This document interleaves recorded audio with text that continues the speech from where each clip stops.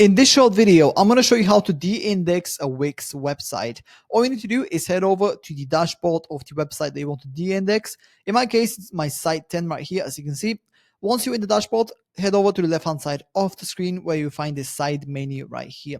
From the side menu, I want you to click on Site and Mobile App. Don't click on it, just hover over it. Then click on Mobile and SEO, and then click on SEO.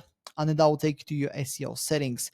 From here, scroll down a little bit until you see Tools and Settings, and then from here, choose SEO Settings. Click on this, and then right at the bottom of this page, you will see Set Site Preferences. So let search engines index your site. At the moment, yours will be enabled if you've already enabled this feature. And to de-index your entire website, simply uncheck this box like this, and it also give you a warning here that will say that the setting the no index tag basically means that your site will no longer be indexed by any search engines. So once you're happy with this, click Hide Site, and then it will give you a confirmation that your site will no longer appear in search results. And yeah, that's pretty much it. That's how to de-index a Wix website. If you have any questions, please let me know down in the comments below, and I'll do my best to help you out.